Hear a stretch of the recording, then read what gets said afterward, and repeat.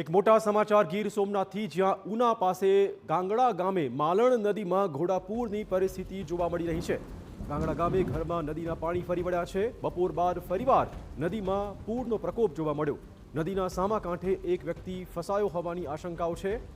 આ દ્રશ્ય જોઈ શકો છો। ગાંગડા ગામે ઘરમાં નદીના પાણી ફરી વળ્યા છે। આજે બપોર પછી ફરીવાર નદીમાં ઘોડાપૂરની સ્થિતિ જોવા મળી હતી। એક વ્યક્તિ ત્યાં ફસાયો હોવાની પણ આશંકા હાલમાં સેવાઈ રહી છે।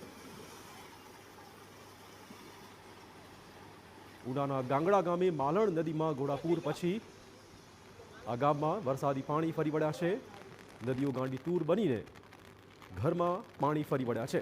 બપોર પછી આજે નદીમાં ફરીવાર ઘોડાપૂરની સ્થિતિ સર્જાઈ અને તેમાં એક વ્યક્તિ ફસાયો હોવાની આશંકા ચોક્કસ જણાવાઈ રહી છે।